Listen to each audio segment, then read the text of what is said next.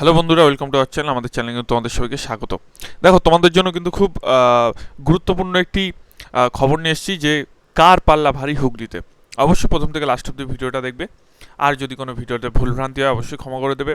এবং আপনারা কোন জায়গা থেকে দেখছেন ভিডিওটি সেটা কিন্তু অবশ্যই কমেন্ট সেকশনে কমেন্ট করবেন। এবং আপনাদের এলাকায় কার জেতার সম্ভাবনা কতটা বেশি সেটাও কিন্তু আমাকে কমেন্ট সেকশনে জানাবেন।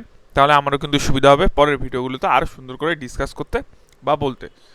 তো আমরা এই ভিডিওতে কী দেখে নেবো যে 2014 এবং 2019-এ কীরকম কী ট্রেন্ড ছিল, সেটা যে কোনো দল হোক, সেটা বিজেপি হোক বা সেটা টিএমসি হোক বা সেটা সিপিএম হোক, ঠিক আছে। তো দেখুন, আজকে কিন্তু আমরা কম্প্যারিজন করব যে দুজন প্রার্থীকে নিয়ে, একজন কিন্তু বিজেপি থেকে আরেকজন কিন্তু টিএমসি থেকে। আরেক দিন কিন্তু করব যে সিপিএম থেকে দাঁড়িয়েছে তার সাথে। তো আমরা সবার সাথে সবারই কিন্তু কম্পেয়ার করব। তো ভিডিওগুলো একটুখানি আসবে, তো অবশ্যই কিন্তু নজর রাখবেন। আজ যে দুজনের মধ্যে ফোকাস থাকবে যে বিজেপি আর টিএমসির মধ্যে। তো দেখুন, এই দুজনের যদি আমি একটুখানি দেখতে চাই 2014-তে কীরকম কী রেজাল্ট ছিল। দেখুন, 2014 সালে যেটা সবথেকে গুরুত্বপূর্ণ বলার, যে 2014 সালে কিন্তু টিএমসি কিন্তু পেয়েছিল 34টি সিট 42টার মধ্যে, কংগ্রেস কিন্তু পেয়েছিল 4টে সিট, বিজেপি কিন্তু পেয়েছিল 2টো সিট এবং সিপিএম কিন্তু পেয়েছিল 2টো সিট। এটা কিন্তু 2014 সালে। এবং 2014 সালে দেখুন এখানে কি হয়েছিল। 2014 সালে কিন্তু এখানে দেখতেই পাচ্ছেন রত্না দেনাগ, সে কিন্তু পেয়েছিল 6,14,312টি ভোট, অর্থাৎ সে কিন্তু টিএমসি থেকে জয়ী হয়েছিল। এবং প্রদীপ সাহা, সে কিন্তু ফার্স্ট রানার আপ ছিল, সে কিন্তু ছিল সিপিআইএমের প্রার্থী এবং সে কিন্তু পেয়েছিল 4,25,000 ভোট। এবং ডক্টর চন্দন মিত্র কিন্তু ছিল বিজেপির, সে কিন্তু ভোট পেয়েছিল 2,21,271টির ভোট।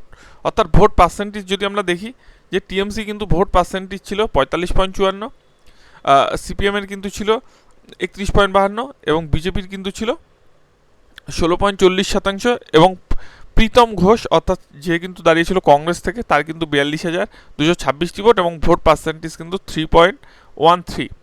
এবং নোটাতে কিন্তু ভোট পড়েছিল 16,000 এবং এখানে কিন্তু 1.22% কিন্তু আছে।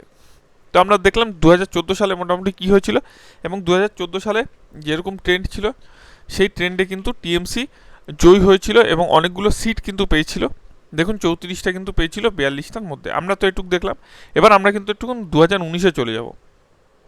2019-এ যদি চলে যাই, দেখুন হুগলিতে কিন্তু টোটাল ভোটারের সংখ্যা ছিল কিন্তু 13,73,449 জন, যেখানে মেল ক্যান্ডিডেট ছিল 6,85,000, যেখানে ফিমেল ক্যান্ডিডেট ছিল 6,87,000, অর্থাৎ মেলের থেকে ফিমেল কিন্তু একটু বেশি ছিল। টোটাল ভোট হয়েছিল কিন্তু দেখতে পাচ্ছেন, যেখানে টোটাল ভোটের যে পার্সেন্টেজটা আছে এখানে কিন্তু একটুখানি ভুল হয়ে গেছে, মানে ভুল আছে ট্রেন্ডে। তার কারণ এখানে টোটাল ভোট পার্সেন্টেজ যে পার্সেন্ট ভোটার ছিল তার থেকে দেখাচ্ছে যে বেশি ভোট হয়ে গেছে, ঠিক আছে। তো যাই হোক, এমনি মার্জিন কিন্তু হয়েছিল ভোটে যে 73,362টি কিন্তু টোটাল মানে ভোটে কিন্তু জিতেছিল। কে জিতেছিল? বিজেপি কিন্তু জিতেছিল। অর্থাৎ আমরা যদি 2014-এর একটু ট্রেন্ডটা দেখি, তাহলে আমরা দেখতে পাবো যে এখানে কিন্তু টিএমসি জিতেছিল এবং ফার্স্ট রানার আপ কিন্তু ছিল সিপিএম।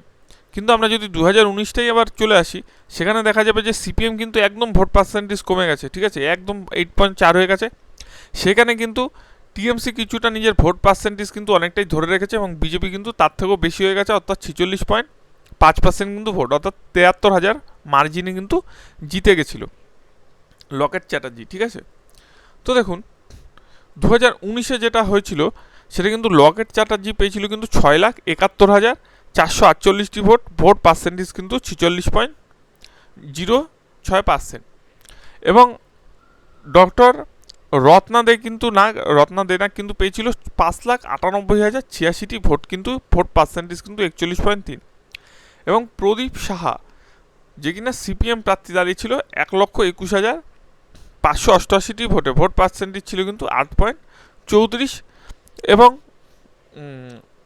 যে কংগ্রেসের হয়ে দাঁড়িয়েছিল তার কিন্তু ভোট পার্সেন্টেজ 1.74 এবং নোটার কিন্তু 0.93।